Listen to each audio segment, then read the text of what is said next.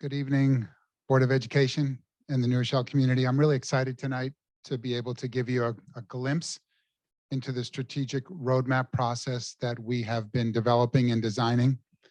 I want to reflect back when I was just a candidate to come to New Rochelle. There were many things that I heard. I heard that the community was ready for action, was ready for change, and that the community wanted opportunity to engage, to collaborate, and to partner in the design and the transformation of the school district. And so I'm really pleased to be here this evening to show you where we are on our journey and on our roadmap, and to engage with you and the community this evening, the first part of that process, to begin the work together. Tonight's area of focus will be to give a little overview of what the strategic roadmap process is, to actually dig in with you and to do some work. We're going to put you to work this evening along with the community to focus in around the school district vision, its mission, and its core beliefs. And then we'll have a quick little reflection and some next steps.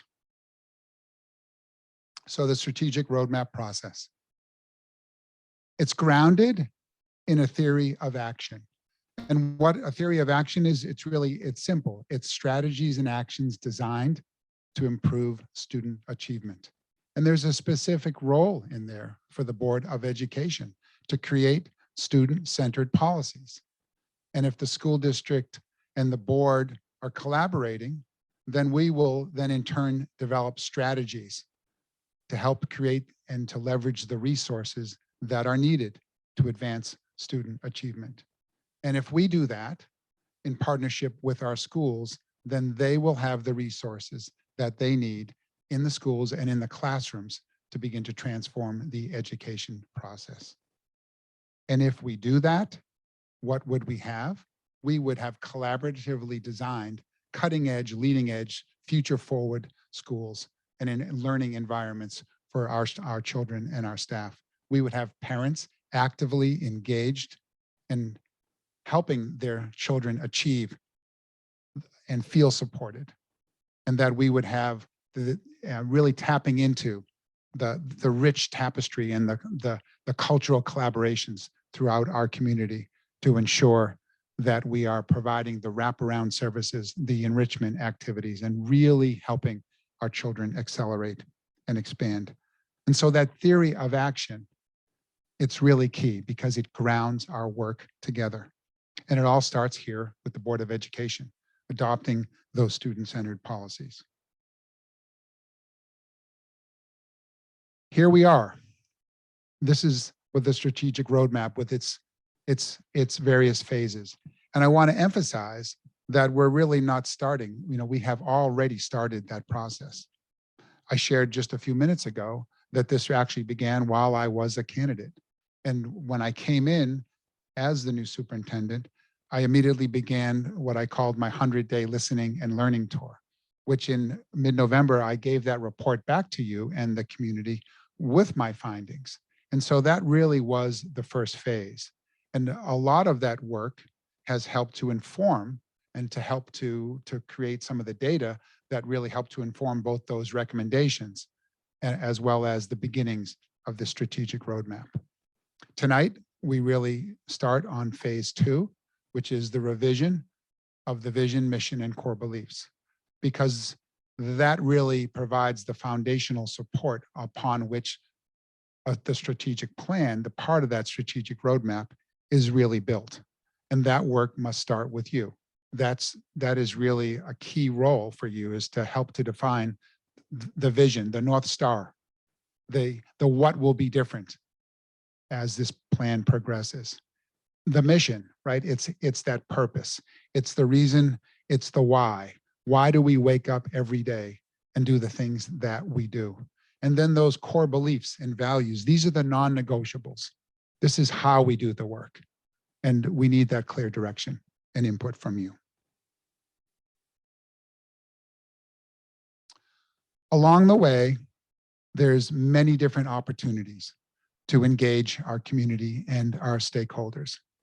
There are multiple areas to help, to collaborate, to share ideas, to be part of that redesign process, and many different modalities and tools that we are proposing to use, as you can see here, from world cafes to using different kinds of advisory groups, to using surveys, as well as various group meetings. Along the way, multiple opportunities and many different on-ramps for our community to be part of the process.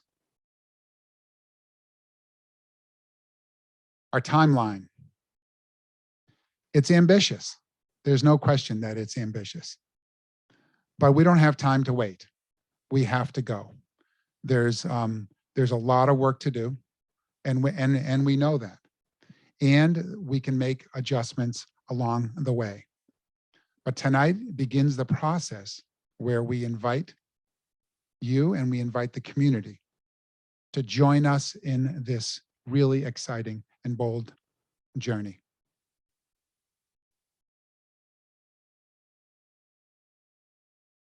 How will we communicate the process? Many different phases. We have a lot of different ways to share our lessons. We're creating a roadmap page on our website.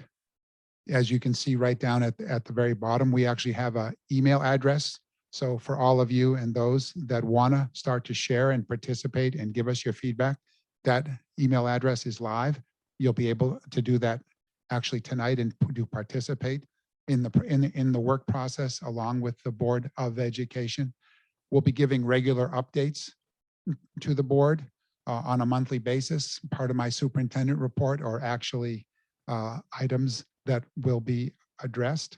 And then we'll be using the various different modalities that we have, from our weekly newsletter to e-blast, using our social media platforms and postings, and have the added advantage of controlling the agenda for our town hall meetings.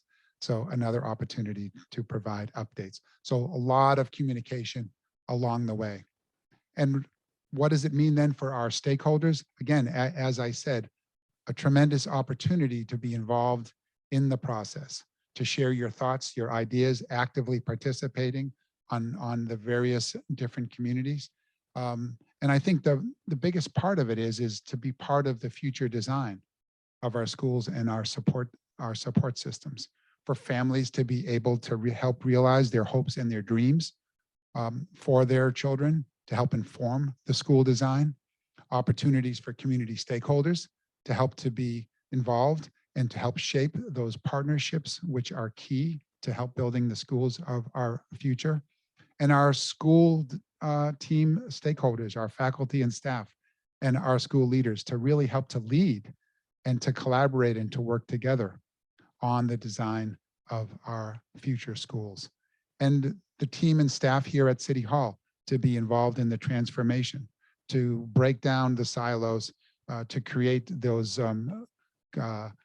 departments and service of excellence in furtherance of supporting our schools. All along the way, opportunities to think about new ways to leverage resources, to be able to ensure that our schools have the resources and the supports that they need to excel what they do best, teaching and learning and developing our remarkable, amazing children here in New Rochelle. So that's what it means, how we communicate and how we engage our stakeholders. Now, are you ready to get to work? I hope so, because we're going to work a little bit tonight. So we're going to focus on our vision, our mission, and our core beliefs. We're starting phase 2 of our process tonight, this evening, here with you. We have, as I've shared, we needed a temporary North Star, as I called it. How could we start this work together? How could we do our 100-day plan unless we had a sense of, again, our why? Where were we going? So we worked collaboratively. We used the design process with our school administrative leadership teams, as well as our district central office leadership teams. And we spent 2 days working and created what has been right now our unity of purpose, our temporary North Star. But it's just that, it's temporary. It needs to be either tweaked or replaced or accepted, as the potential why, right? As a potential, say, mission statement. But we still need that clear guiding North Star. And that's where we need your input and your work. Here's our current vision. You'll be asked very shortly to work in small teams to address the questions at the bottom, right? What do you notice? Well, I'll give you a little hint. What I notice is by the year 2020. So it's a bit out of date, right? Where do you see our school districts in 5 years? In other words, a vision statement, right? It's the headline. What's going to be different? What will have been created in 5 years? What's going to be left? What will be the legacy? What will be done in these 5 years? So we're gonna dig into that, and we're gonna talk about that. So now what I'm going to do, and here are the protocols, right? We're going to have you work in teams of 3. So avoid, you having to move around. And we're sorry that you're not able to participate in this tonight, President Muja Oates, but alas, you can participate online. See, there's the email address. So be sure to send us in your thoughts and ideas. So if you just want to work together, that will be the protocol. I'm going to give you 10 minutes to work on our vision statement. Okay, so look at those questions. Working in groups, you have working bins in front of you. You have little sticky notes that you can use, have some conversation and discussion. And again, we're going to work with some different questions. What do you notice, right? And where do you see our school district in 5 years? What will we be doing? What will the work look like here? Okay. So again, if you want to, divide yourself up, I think from Mr. Cooper down to Miss Bavosa, there's 3. We have, we have 2 right here between our Vice President and Miss Katie, and then let's have our 3 board members right here. So we have a group of 3, a group of 2, and a group of 3. Okay. Any questions on the process? Yes. Okay, thank you. So I don't actually have a question. I just have a comment. I want to thank you for providing a steady hand in this process. I mean, I love how it's underpinned by governance, and I do like the idea that the board is working on the mission and vision collaboratively with the community and with you. Understanding, of course, that the how, once we've set the goal, is really the role of the superintendent with the administrators and the teachers. I just want to put out there that I love that this is a working session, and I'm really excited to dive in, but I hope that it's not expected that this will be developed aujourd'hui. No, that's a good question, Ms. Mazzelli. We won't get it all done tonight, which is when you'll see some next steps, but this is a start. And again, we ask the community and those that are listening or are able to please, to follow along and to share your thoughts and ideas as well. What do you notice? Where do you see our school district in 5 years? And you can use the email address at the bottom of this presentation. But it is just a start tonight. Okay. 10 minutes.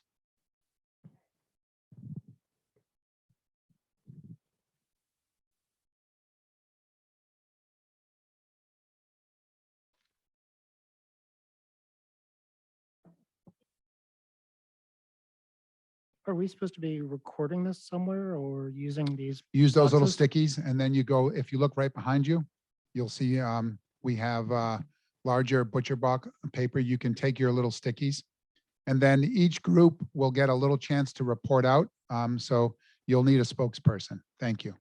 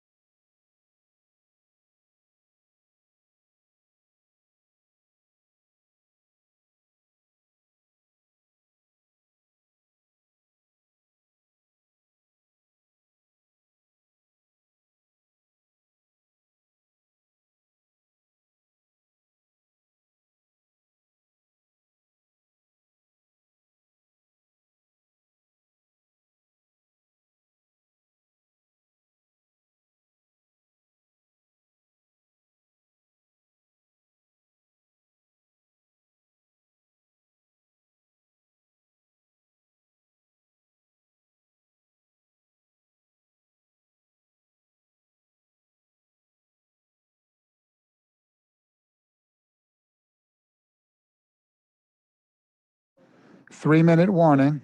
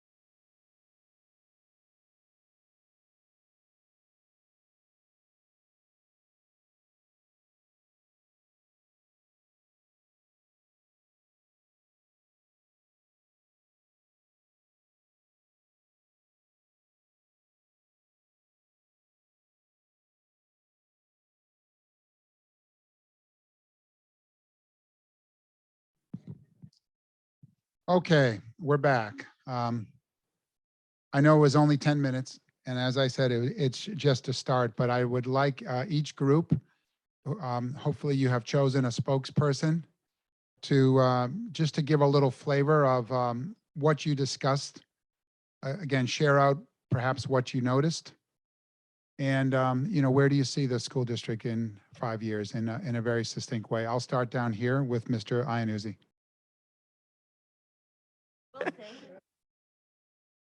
But I'm not, just want to say that although we only had 10 minutes, I think every board member has been thinking about these issues for a very, very long time.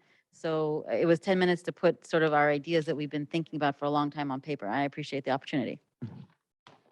Thank you. Thank you, everyone. So Amy, Valerie, and myself, we really looked at what the current vision was, and we noticed that, there was no metrics. The capital campaign was ending. It was not as teacher focused as it was more heavy on administrative focus. And so what we want to see for our district, we put it down to like 4 buckets. So the first one, obviously graduation rates, the litmus test of our success and our impact. We're stagnant right now at 80%. 30% for ELL students. So we really want to focus on the graduation rate, create SMART goals to target the achievement gaps that exist with certain groups or L students or special education students, et cetera, and really finally create that profile of a graduate. That's our first bucket. Our second is the need to improve our students' attendance and engagement, the student engagement in our schools. Our chronically absent number is way too high. We need to get a fully functioning data warehouse to house this information. Third is probably our most ambitious is really looking at the district and redistricting our schools. Look at the Princeton plan or a junior high model where we house 6th and 7th grade at Albert Leonard, 8th and 9th grade at Isaac, and make the high school 10th through 12th grade. So we're getting our kids together sooner. We're having North and South End kids intermingle way sooner than 9th grade. And we're also lessening the amount of kids that are in our high school. And then 4th is really our student security and, oh, I'm sorry. Back to redistricting, also finally figuring out how to ensure that our students in the Lincoln Zone are actually in a real district community school, a neighborhood school in their neighborhood. So really having a focus on that as well. And that's, if we have to look at making sure Lincoln students are going to Webster School and seeing how we can redistrict some of the lines. We know that Columbus is going to be added, they're projecting a lot of students being added to Columbus soon. 4 is student security and maintaining excellence in our facilities. We're coming to an end of our capital plan, and we really need to look at what the next 5 years is going to look like, or the next 10 years for our buildings. Right. All that in 10 minutes. I can see you've been thinking about this for a long time. Yes, Ms. Dady.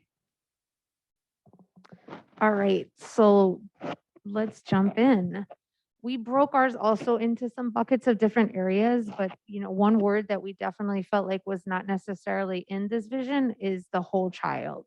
So not just thinking about how this is going to be the district for teaching and learning and academic excellence, but also thinking about New Rochelle kids and their resilience that they've proven to us again and again, and making sure that we're actually creating the environment where all children can be self-sufficient and persevere and be known and be valued and really build out this sense of belonging. Because when we talk about school safety, it's not just physical safety, it's also emotional safety, cultural safety, and making sure that students can advocate and have agency so that maybe one day they come back and they serve on the board or they teach or become a principal in the district where they grew up and where they were nurtured. So that's the social emotional lens. And we also want to really highlight that this must be the district for teaching and learning, and that's embodied by everyone, whether it's the Board of Ed, the superintendent, learning as we go. No one is fixed in terms of their mindset, that we all have learning and growing to do, and that this is the district for professional learning. This is the district, we have the strongest teachers in the world here, and I think that we have to make sure that people want to work here, and that if we rebrand ourselves that way, then every family will want their child in this public school district. Every teacher candidate will want to work here. And so that starts now, and making sure that we're highlighting our teaching staff and supporting them to grow and learn, and our administrators too. Next is the idea that everyone should have the autonomy to be able to choose a career and a path of their own. Whether someone goes on to become the next superintendent or someone goes on to become an amazing fireman or a plumber, anything, we need to make sure that students and families have that path, that path is available and it's honored and valued. And then finally, the equity lens is extremely important. Making sure that we have equitable access and opportunity so that we're not seeing the same staggering discrepancies and disproportionality that we've seen many families have felt for generations because of their background, because of the street they live on, because of being labeled maybe as an English language learner or a student with an IEP. We need to change the data and make sure that these labels do not define our students and their outcomes in our district. So those are the main things that we came up with, and I'm very excited to share. Thank you. On to our last group on the dais. Spokesperson is? I'm very glad that I have such Ms. Pavosa. technologically gifted partners, because I was trying to figure out how I was going to read and still face the audience, and they set it up for me. So this is great. Old school, new school goes together. The systems and processes for education and implementation of technology is crucial. We noted that there were a number of times in the original vision for 2020 when the ideas were very lofty, but they were also generalized and nothing was really completed with any metric or data. We do believe that we need to have an improved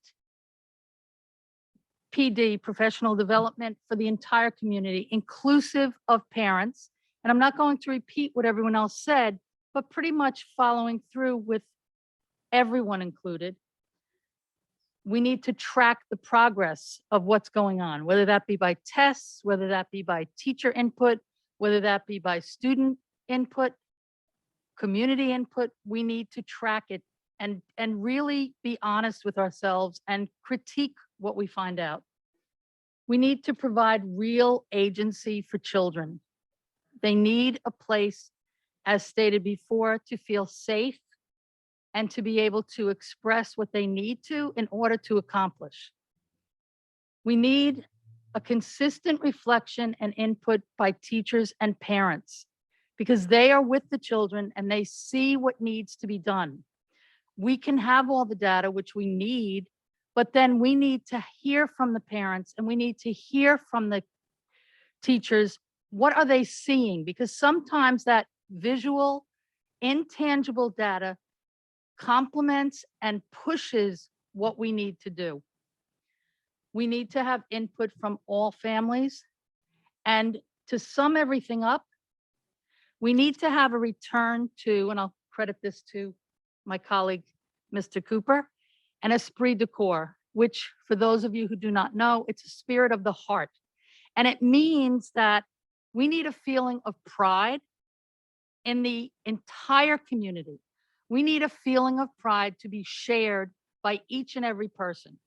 And so if we can keep that esprit de corps in our minds and in our hearts, then when something tragic happens, when something wonderful happens, we will all have one shared goal to make sure that we do have that spirit of the heart. Thank you. Thank you, board. I translate that into something say like, si fuiste la comisada, right? To put on the team jersey. Okay, that was great. Okay. Let's keep going. Ready for some more work? All right. So let's work on the mission. I shared a little bit earlier, right, that a mission is our why. It's our purpose.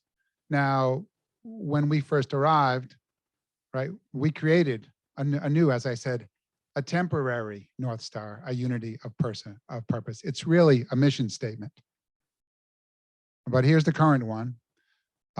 So it needs a refresh. It needs to be adopted.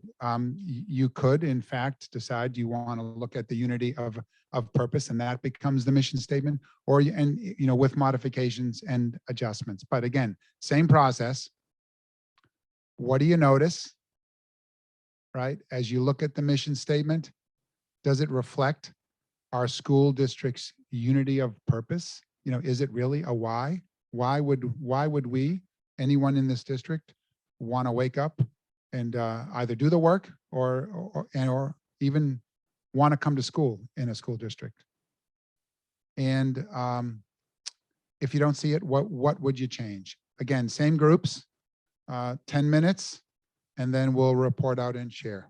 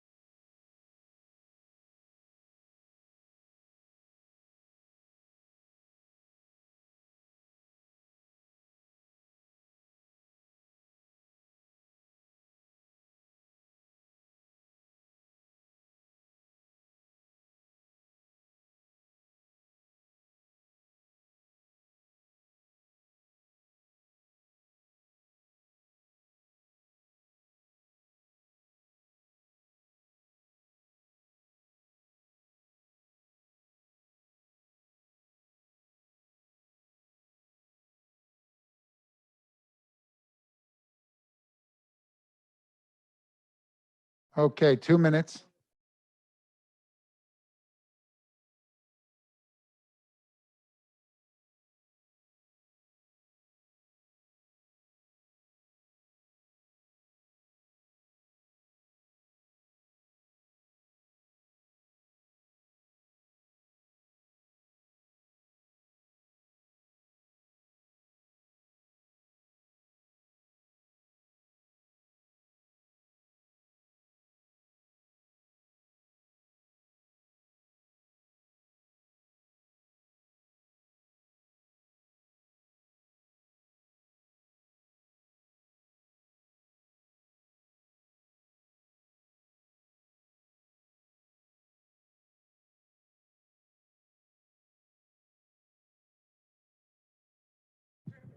All right. Okay, we're going to start with some feedback. We'll start here back with our first group. Same spokesperson, Mr. Iannuzzi. Thank you. It's me again. So we really looked at the current mission statement and all three of us agreed it's a really strong mission statement and we liked it. And we wanted to include portions of the unity of purpose because of its focus on the whole child. So we merged it a little bit and we created our own little mission statement. The City School District of New Rochelle is committed to fostering an environment which honors multiple perspectives, histories, cultures, and hopes of our students, family, and community at large through an active partnership amongst our community, parents, staff, and students to provide a high quality and challenging education for every child in a safe, nurturing, inclusive environment that embraces our rich diversity and drives our success. So we merged a little bit and we also added inclusive environment at the end. Great. Thank you. We didn't rewrite it, but we did have a few, I think, key terms that we thought could be included in a future mission. We really liked the idea of authenticity and authentic learning. I thought that was important. We thought potentially breaking down barriers and replacing them with opportunities so that students and their families can thrive could also be valuable language. And I'll just say as an aside that I think while diversity is an important word, it's sort of meaningless. So I actually like better the language in the original unity of purpose that talks about multiple perspectives, histories, cultures, is more specific and not just a buzzword. So that's just my own personal take in this moment. I think the diversity word sometimes is overused and doesn't mean anything. Thank you. To our third group, Ms. Barbosa, Ms. Ross. Yeah, I'll take it this time. So we actually did not like the current mission statement, and we didn't necessarily like the mission of purpose either. Yes. Sorry, I'll speak slower. We just thought that the current mission was a bit dry and it didn't sort of bring things to life. The unity of purpose, we just thought didn't necessarily highlight sort of the academic nature of what we were trying to do. So we kind of tried to come up with, when we thought about what was truly sort of aspirational and something that we thought is really representative of all students. And so what we came up with was that the City School District of New Rochelle will empower students to reach their full potential and beyond by enabling and supporting teachers, staff, and family with all necessary resources. And we didn't necessarily expand upon all of those different areas. That would include technology, that would include social emotional learning. It would sort of encompass all of those things, but by just enabling our staff, our families, our teachers with all those resources, then we can and should be able to empower our students to reach for the stars. Wonderful.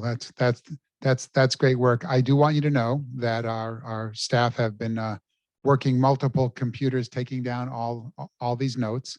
Again, for the community that is at home or not able to be with us tonight, you can email your thoughts and ideas on both the vision and the mission to strategic roadmap. That's all one word at nred.org. And you can see it at the very bottom of NRED our Learn. PowerPoint. NRED Learn.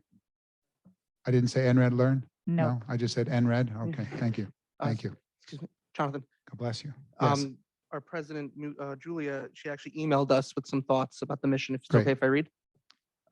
She said any future mission should reflect our core values, and for her, without looking at the unity of purpose, is every child counts. Every child deserves to see themselves in the teachers and staff of the district. No child should be denied access due to resources or disability. Every student deserves to be seen, accepted, and met where they are.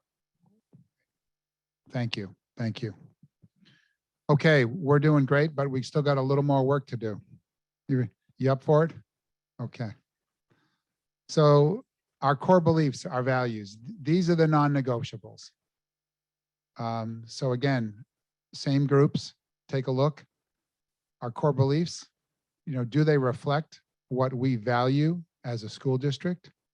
If no, what should we change? Okay, 10 minutes.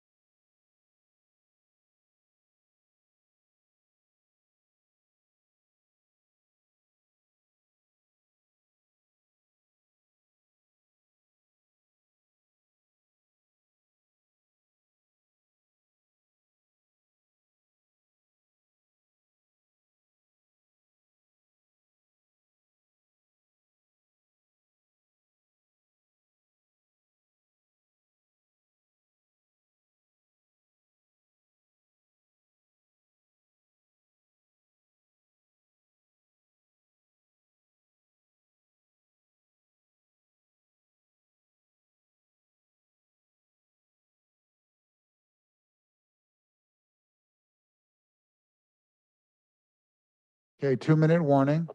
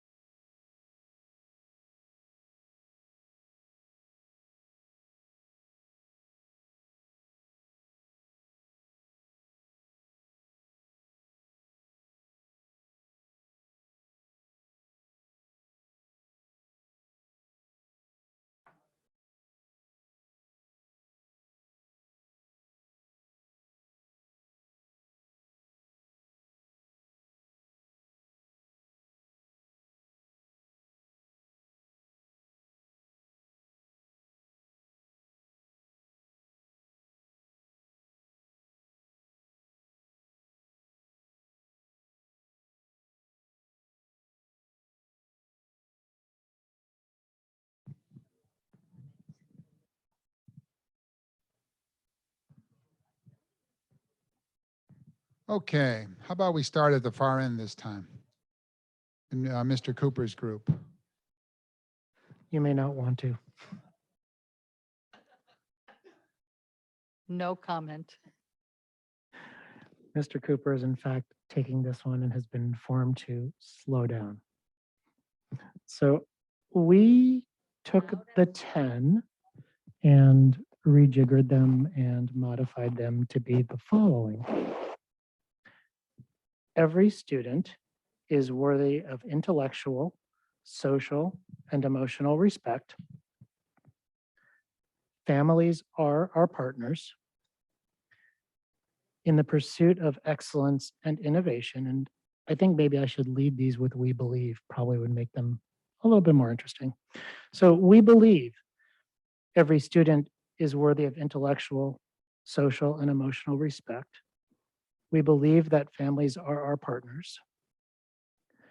We believe in the pursuit of excellence and innovation. We believe the diversity of our schools is a strength. We believe in providing robust, varied, and innovative learning experiences. We believe in developing the whole child. We believe in educating the whole child. And most of all, we believe schools should be safe, joyous places of learning. Thank you. Ms. Paris Brooks. So we didn't do that either. But I think the line that the things that we changed,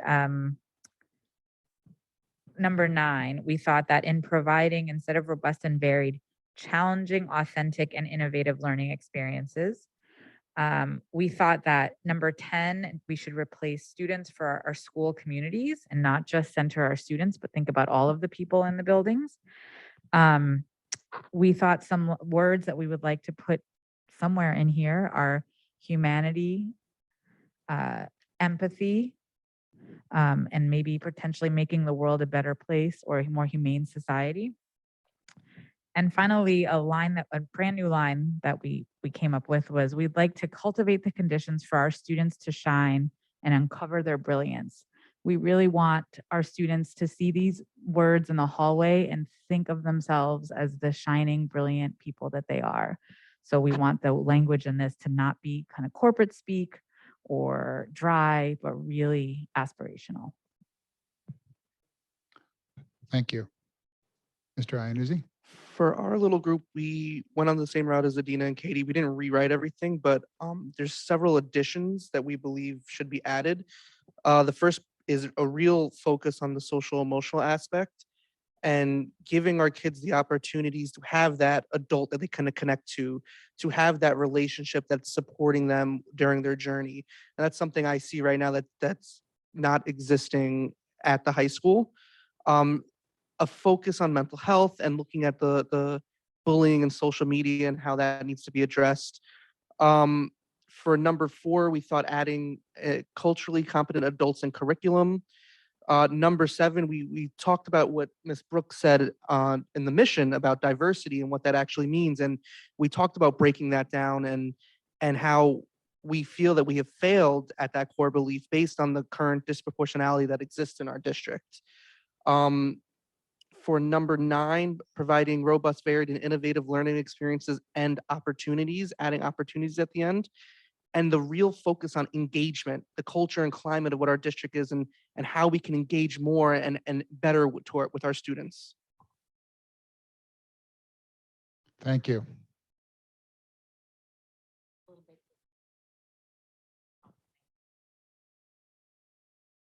I just want to add a little bit to number 7. We believe the diversity of our schools is a strength. So we had a great discussion about that. And Will really gave a good summary.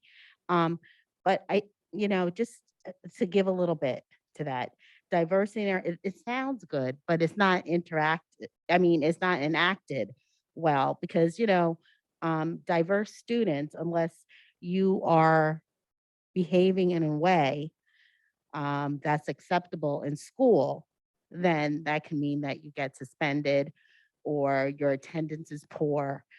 So I don't know how well we're honoring the diversity of students because, we're all very caring people.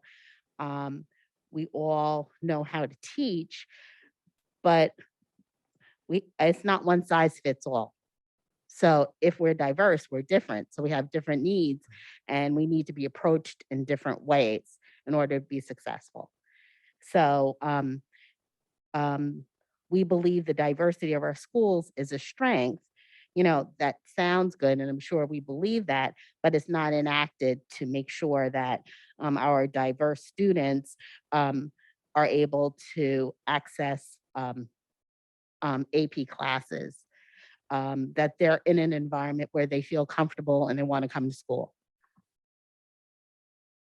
Thank you. So we're going to move on and I'm so sorry. Can I add something, Superintendent Raymond? It's Julia. yes, thank you, President Jones. I'm so sorry. So there was really just one, number 3, that I felt was kind of misguided.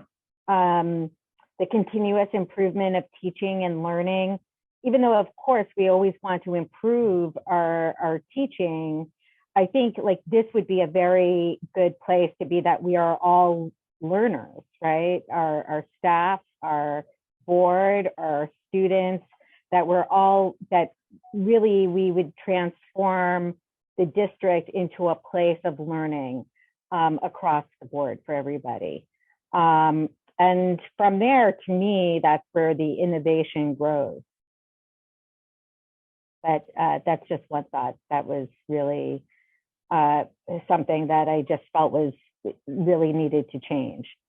But that's it from me. Great. Thank you.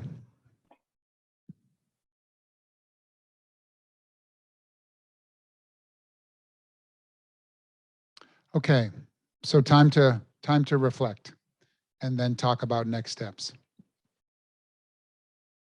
What thoughts or questions do you have? Yes, Ms. Castellano-Manana. What would you like to say to all the students, all the staff, all the families, and our community partners out there who might say tonight, this is great. This is a wonderful process, but we've done it before and we don't want to have to start from the beginning. I truly believe that we are on the precipice of helping New Rochelle live up to its full potential for a future.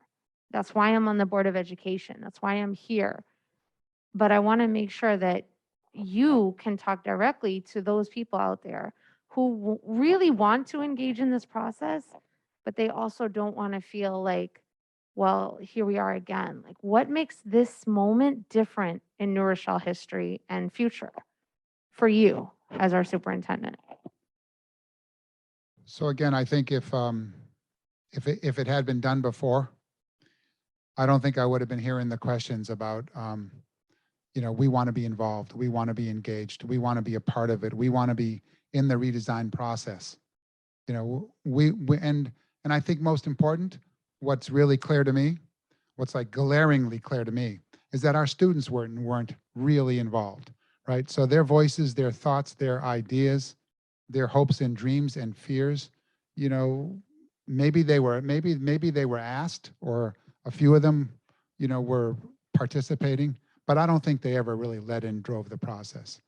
And I don't think that a process that really could engage and to help strengthen our families, what was done. So there may have been some talk about that, but I think when we have strong families, we have actively engaged community.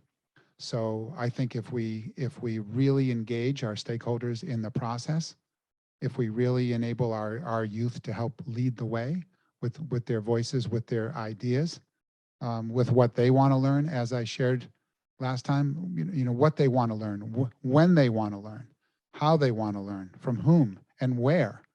Those are really important, relevant questions. Yes, Ms. Mazel. I just want to add a little bit to that. So it's a very interesting question. Nobody on this board was on the board when the last strategic roadmap was formulated, when the mission statement and vision were written, but many of us were sort of engaged at that time.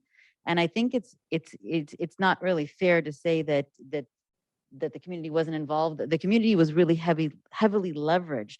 But I think what we're learning now, and maybe one of the reasons why you're hearing these questions so often, is that there's such huge turnover. So students come and go. The students that were leveraged in the making of the strategic roadmap, particularly the older ones whose voice and whose agency was leveraged, they're gone.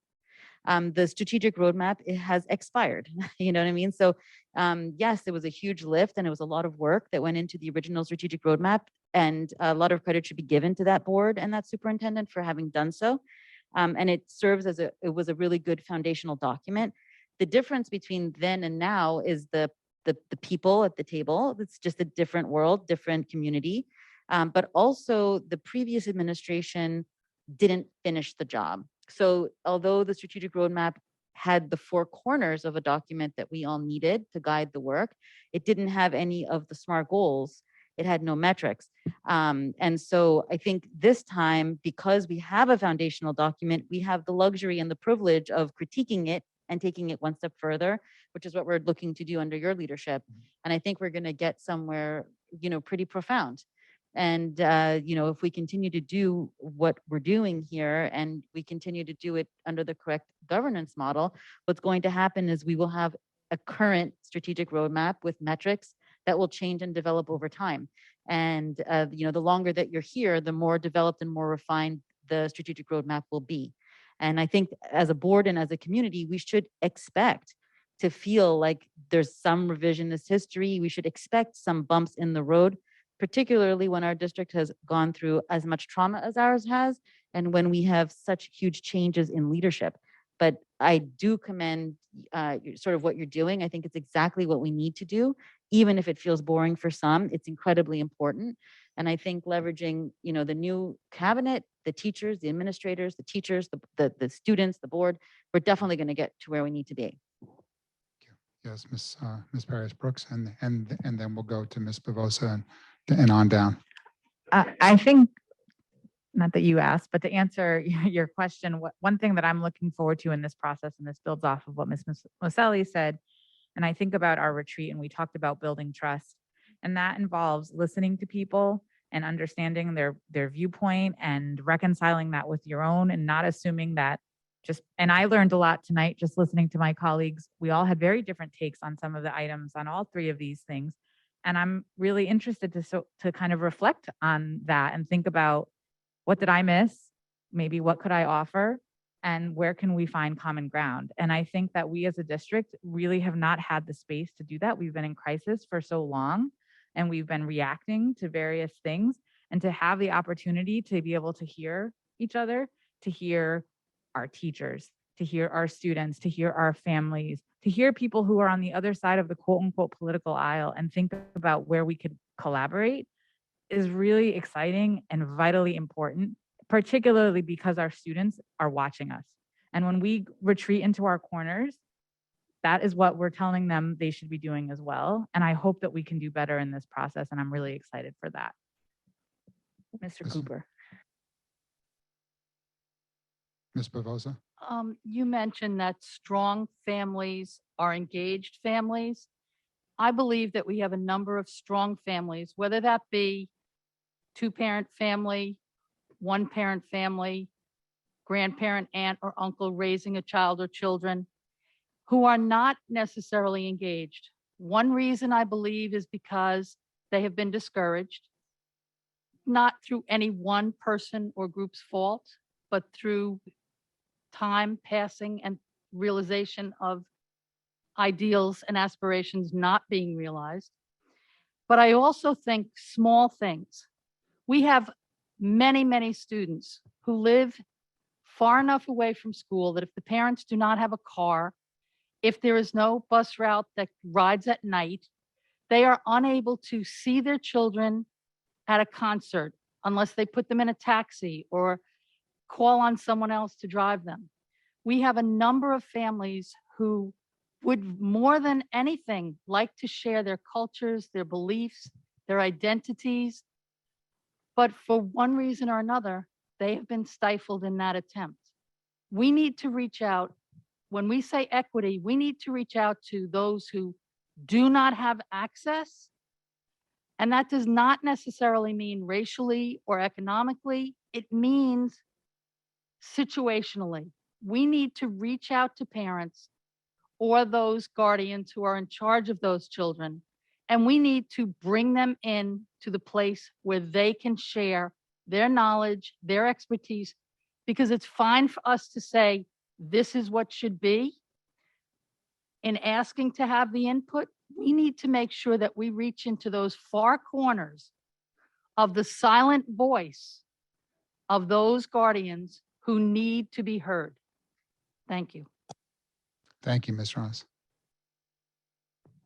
So I was thinking a bit about the question that Ms. Manaya asked about sort of what are we going to do different this time around? And in thinking about that, because I looked at the goals, I looked at sort of the mission, and overall, I thought they were pretty thoughtful. They had ideas in terms of metrics, how to measure things. But one of the things I'd like to think about, or as we go into this next cycle, is not setting a 5-year plan, but really kind of what's their first year goals and what's the second year, because 5 years is really far down the line. And I think it's right to have a vision of where you want to go, but that we need to be very tactical in terms of what are going to be those key things that we must do now, because we can't afford to keep waiting for the year, next year, the year after. We need to take action. And I think there's a lot of things that we could probably do fairly quickly and implement that can make big impacts. And so that's just one thing that as we start to develop what this roadmap is that we're very clear sort of what our goals are each year, and particularly the next year, because I think then we can track our progress. We also then are accountable for it. And then we can report back how we're doing and really make it something that everyone can see. The other thing is, in terms of how you're thinking about this, I like the idea of inviting students, right? Because when you think about how technology is made, how corporations are started running, there's this whole idea of design thinking. And you're bringing in students, you're bringing in, I think, teachers as well into that process, and your administrators. And so a key piece of that is also testing and learning. And so I don't think that in August, sort of just you're going to have all the answers by next August is actually necessarily the most realistic. I think you need to think of it in an agile sort of development process that we're going to learn, we're going to test, because I think to really be innovative is that you have to put in some things aren't going to work, right? But we also have to think sort of forward thinking and figure out ways that we can sort of test some of these ideas and these new ways of teaching in small groups. And if they work, then we keep expanding it. We make them bigger and bigger. But those are just some of the things that I was just thinking about in terms of in sort of the corporate learning, how we've been able to evolve. And I do believe they're not perfect, but they do help really sort of move the needle and incorporate sort of different points of views and perspectives so that in the end, you're not sort of just creating a vacuum. Thank you, Mr. Cooper. Cleanup is a tough one. So I would echo everything that all of my colleagues have said. And in fact, I'll even expand a bit on what Ms. Ross was saying. As you think about the sprints and we talk about development and innovation and implementation, the one piece that I would also throw out there is measurement. And I think one of the key areas that I, as a board member, am most interested in is to understand what metrics and what data and what feedback can we get, not just from the standardized academic testings, but also from some of the staff, from the teachers, from the families. I personally hope, as you talk about thoughts, I hope we hear from every single family in our district. And I hope that we can develop a model that engages every family every year so that we can, on a ongoing, consistent basis, understand how we're doing and where we need to pivot and where we need to look and where we need to enhance and expand and develop and create and innovate. And to me, those are the pieces that I am most concerned about, to make sure that as we go through this process again, we do it with information behind it, with data and with metrics and all the scaffolding that is needed to support our directions. And I want to make sure, as you talk about hearing from the students, we've mentioned the teachers, the staff, the administrators, the principals, our superintendent, his cabinet, everybody in our district, all the way to every individual staff member should be able to provide input into this process, because together we are the city school district of New Rochelle. And that's the thing that I hope we keep in mind. Thank you. President Mujotes.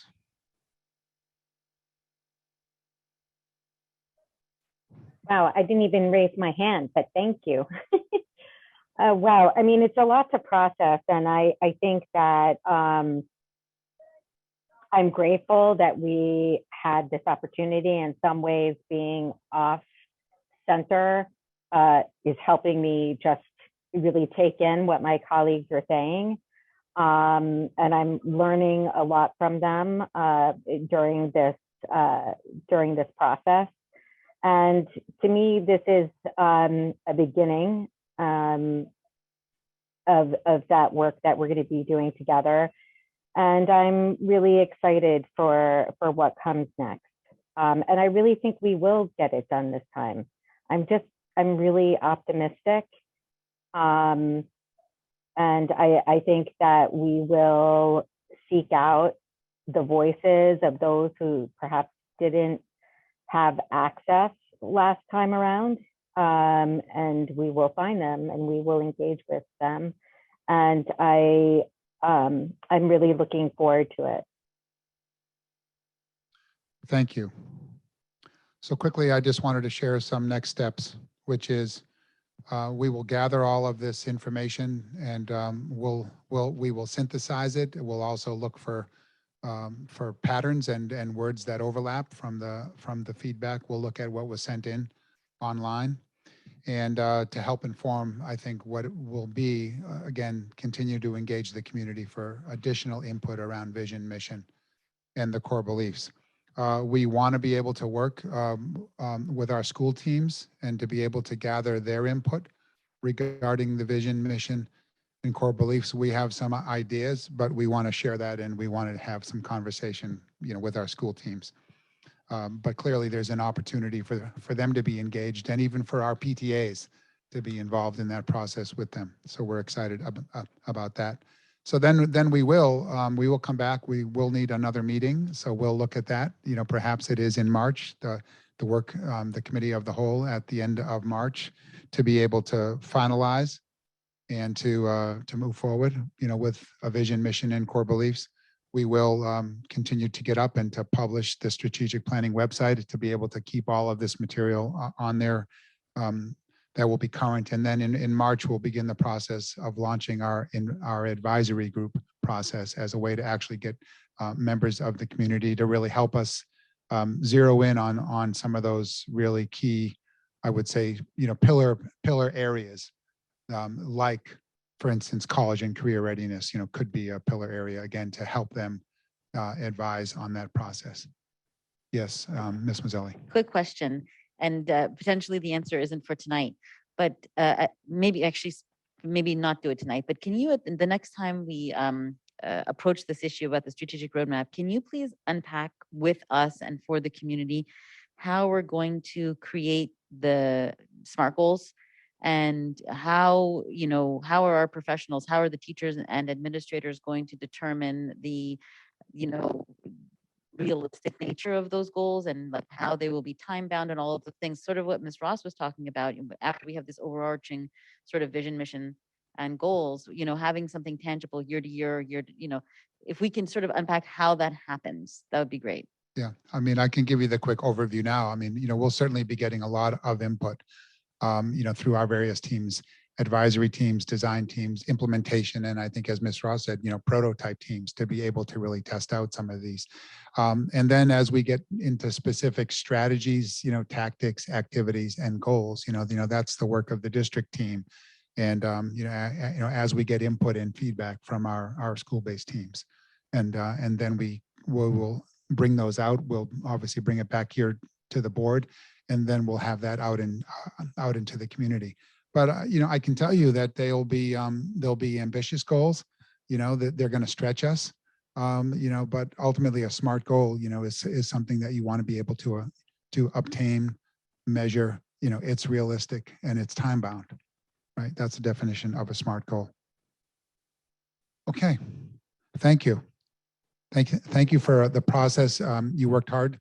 I really appreciate that, and you worked expeditiously, and I could tell that there's been a lot of pre-thought and a lot of thought that has gone into this, that went way beyond the short time you had working together. Thank you.